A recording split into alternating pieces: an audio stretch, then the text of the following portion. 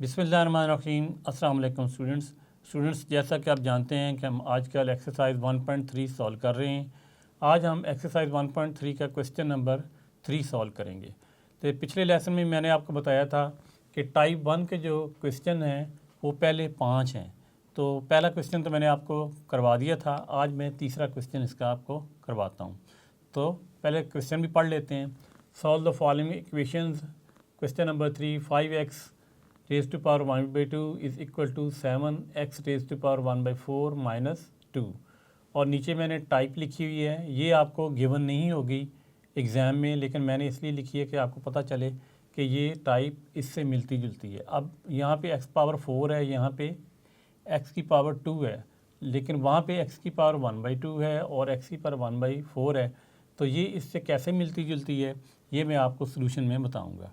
तो चलें सॉल्यूशन की तरफ चलते हैं। हम यहाँ पे लिखेंगे सॉल्यूशन, SOLE लिख लेते हैं। क्वेश्चन लिखते हैं। क्वेश्चन है 5x raise to power 1/2 is equal to 7x raise to power 1/4 minus 2। अब हमने क्वेश्चन लिख लिया है।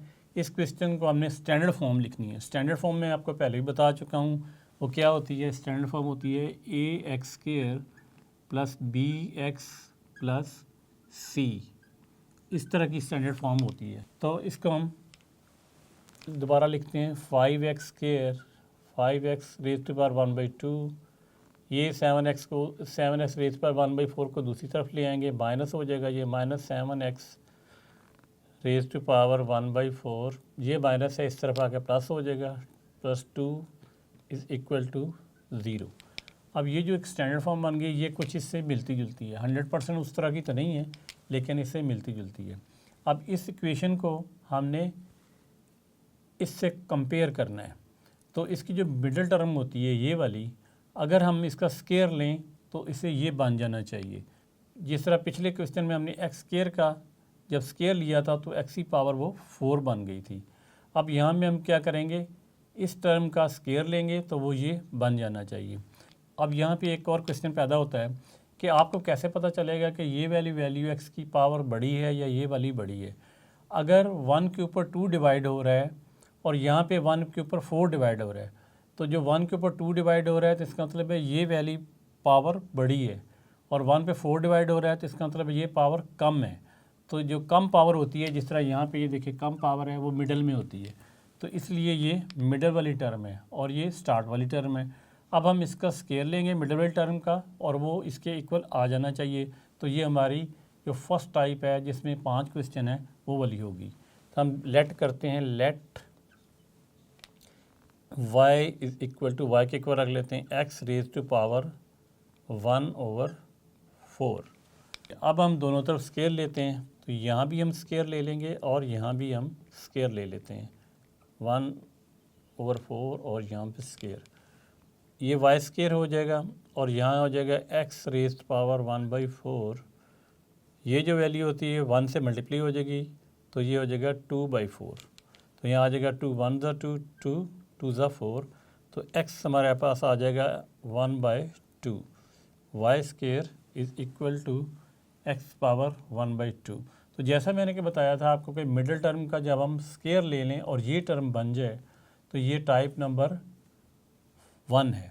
तो अब आप देखें, हमने इस मिडिल टर्म को रखा, इस मिडिल टर्म को हमने रखा y के इक्वल। जब इसका स्केयर लिया तो ये फर्स्ट वाली टर्म बन गई, यानी x रेज पर 1/2। अब हम इन दोनों वैल्यूज़ को, यानी y की ये वाली वैल्यू को और y की ये वाली वैल्यू को इस इक्वेशन में पुट करेंगे। इस इक्वेशन का नाम दे देते हैं 1, इस इक्वेशन का नाम दे देते हैं 2, और इस इक्वेशन का नाम दे देते हैं हम 3।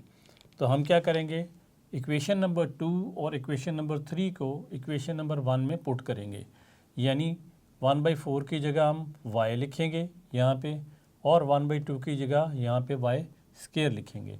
तो हम ये दोनों वैल्यू उसमें पुट करते हैं। यहाँ आ जाएगा 5x 1/2, वो किसके इक्वल है, y स्केयर के इक्वल है। नेक्स्ट है माइनस 7, और x किसके इक्वल है, x इक्वल है 1/4 के, और यहाँ हमने इसे किसके इक्वल रखा था, y के, यहाँ y आ जाएगा। नेक्स्ट क्या है, नेक्स्ट हमारे पास इस इक्वेशन में +2, यहाँ प्लस 2 ये y है और ये भी y है इज़ इक्वल टू 0। अब स्टूडेंट्स अगर आप गौर करें तो ये जो इक्वेशन है ये 100% ये वाली इक्वेशन यानी स्टैंडर्ड फॉर्म बन चुकी है। यहाँ गो के एक्स स्क्वायर है और एक्स है, यहाँ पे वाई स्क्वायर और वाई है, लेकिन ये शेप इस तरह की बन चुकी है, यानी ये स्टैंडर्ड क्वाड्रेटिक इक्वेशन बन चुकी है। अब हमने इसमें से y की वैल्यू फाइंड करेंगे। जब y की वैल्यू फाइंड हो जाएगी तो लेकिन हमारा टारगेट तो y की वैल्यू नहीं है फाइंड करना, तो हम क्या करेंगे वापस उस y की वैल्यू को यहाँ पे रखेंगे तो हमें x की वैल्यू मिल जाएगी और यही उसने हमसे पूछा है। तो हम क्या करेंगे, इसको फैक्टराइजेशन के तरीके से भी कर सकते हैं, कंप्यूटिंग स्केल से भी कर सकते हैं, क्वाड्रेटिक फार्मूला से भी सॉल्व कर सकते हैं, लेकिन हम फैक्टर वाले तरीके से इसको सॉल्व करने की कोशिश करते हैं। इस इक्वेशन को दोबारा हम यहाँ पे लिखते हैं और इसे सॉल्व करते हैं।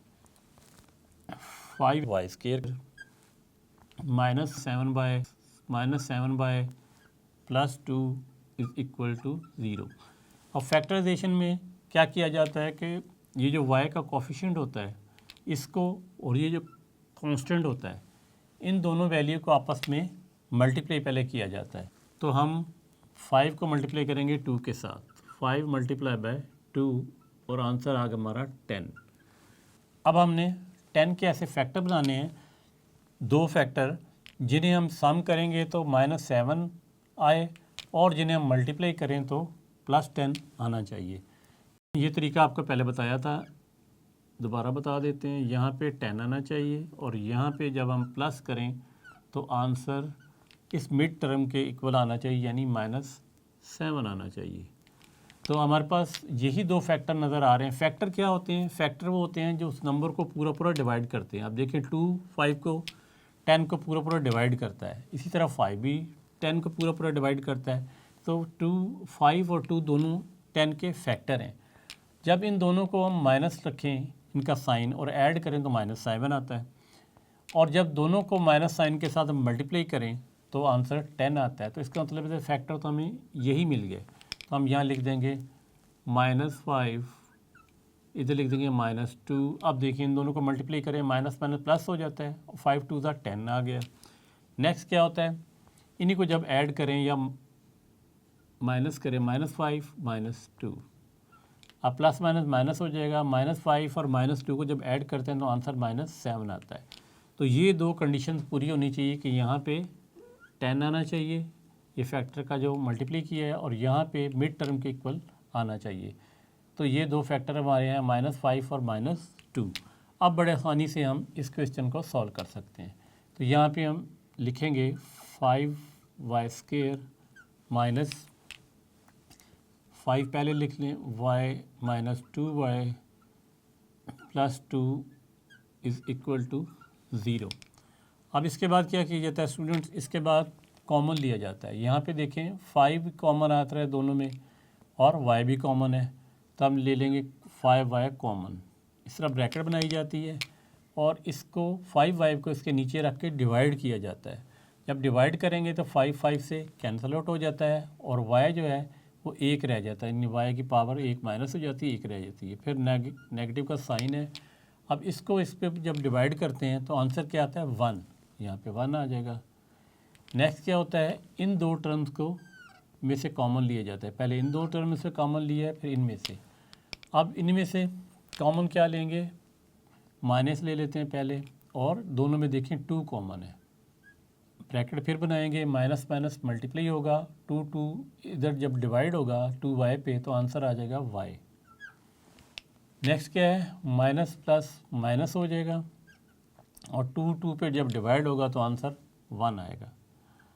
आगे 0 लिख देंगे। और फैक्टराइजेशन में हमें इस चीज़ का ख्याल रखना होता है कि ये जो दो फैक्टर हैं ये सेम होने चाहिए और उनका साइन भी सेम होना चाहिए। यहाँ अगर माइनस है तो इधर भी माइनस होना चाहिए, यहाँ अगर प्लस है तो यहाँ भी प्लस होना चाहिए, अदरवाइज़ आपका आंसर सही नहीं होगा। अब हम इसमें और इसमें क्या कॉमन है, y -1 यहाँ लिखेंगे, फिर एक ब्रैकेट बनाएंगे, इसको इसके नीचे डिवाइड करते हैं तो आंसर ये कैंसिल आउट हो जाता है, ये आंसर आएगा 5y। और जब इसको इसके नीचे डिवाइड कर देंगे तो ये भी कैंसिल आउट हो जाएगा, आंसर आएगा -2 इज़ इक्वल टू 0। अब ये वाला फैक्टर भी ज़ीरो के इक्वल है और ये वाला फैक्टर भी ज़ीरो के इक्वल है, तो हम लिखेंगे y minus 1 is equal to zero और लाइन लगा के यहाँ लिख देते हैं 5y minus 2 is equal to zero. अब -1 को दूसरी तरफ ले जाते हैं तो y आ जाएगा 1 के इक्वल, क्योंकि ज़ीरो ऐड होगा तो कोई फ़र्क नहीं पड़ेगा। फिर इसी तरह 5y है, 2 उस तरफ ले जाएंगे तो ये +2 हो जाएगा। अब 5 को हमने कैंसिल आउट करना है क्योंकि हमने 5y की वैल्यू फाइंड करनी है, तो इसे जब डिवाइड करेंगे ये हो जाएगा 2/5। अब हमारे पास y के दो आंसर आ गए हैं, एक 1 है और एक 2/5, जबकि y हमारा इक्वल है x इज़ इक्वल टू 1/4 के। क्योंकि हमने x का सोल्यूशन बताना है तो अब हम इसे इक्वेशन नंबर 2 में पुट करेंगे। तो हम इधर पुट करते हैं y किसके इक्वल है, y इक्वल है 1 के, और आगे क्या लिखा हुआ है 1x रेज़ टू पावर 1/4, यानी ये y के इक्वल था तो मैंने इसे 1 के इक्वल लिख दिया है क्योंकि यहाँ से ये 1 के इक्वल है। अब हमने ये 4 को ख़त्म करना है, तो जो भी वैल्यू अगर फ्रैक्शन में हो उससे आपने कैंसिल आउट करना है, तो उसी जो डिनोमिनेटर में वैल्यू है उसी से आपने उसकी पावर ले लेनी है। तो यहाँ 1 की पावर ले लें 4 और x की पावर ले लें आप 4। उसका फ़ायदा क्या होता है कि ये वैल्यू ऊपर मल्टीप्लाई होती है और ऊपर नीचे ये कैंसिल आउट हो जाती है। 1 की पावर अगर 4 हो 10 हो कुछ भी हो तो आंसर 1 ही आता है। यहाँ आ जाएगा x की पावर 4/4, ये कैंसिल आउट हो जाएगा, 4 1 ज़ा 4, 4 1 ज़ा 4, तो 1 किसके इक्वल आ गया x के, और इसे हम ऐसे भी लिख सकते हैं x इज़ इक्वल टू 1। अब हमें x का ये आंसर मिल गया। अब नेक्स्ट क्या है, नेक्स्ट है कि y 2/5, उसे भी इसी इक्वेशन में हमने 2 में पुट करना है, तो हम लिखेंगे 2/5 यानी इस y की जगह पे, और आगे उसके क्या है x इज़ इक्वल टू 1/4। अब क्या करना है, उसी तरीके से इसका 4 लेंगे पावर 2/5 रेज़ टू पावर 4, और यहाँ x 1/4 रेज़ टू पावर 4। अब ये आपस में कैंसिल आउट हो जाएगा, यहाँ मैं आपको बता चुका हूँ। और 2 की पावर 4 क्या होगा, ऐसे लिखा जाता है 2 × 2 × 2 × 2, और ये लिखा जाता है 5 × 5 × 5 × 5। यहाँ पे x रह जाएगा। तो स्टूडेंट्स अब हम इन नंबर को मल्टीप्लाई करेंगे, 2 2 ज़ा 4, 4 2 ज़ा 8, 8 2 ज़ा 16, यहाँ आ जाएगा 16, 5 5 ज़ा 25, 25 5 ज़ा 125, और 125 5 ज़ा 625। अब चूँकि ये इवन नंबर है और ये ऑड नंबर है, आपस में कैंसिल आउट नहीं होंगे, तो ये ऐसे ही लिखा जाएगा। अब हम इसका आंसर लिखते हैं। आंसर क्या होता है, solution set is equal to, हम लिखते हैं 16/625, 1। तो ये हमारा मेन सोल्यूशन सेट है। तो स्टूडेंट्स उम्मीद करता हूँ कि आज का लेसन आपको अच्छे तरीके से समझ आ गया होगा। इसी टाइप नंबर 1 का एक क्वेश्चन हम नेक्स्ट लेसन में करेंगे। तब तक के लिए अल्लाह हाफ़िज़।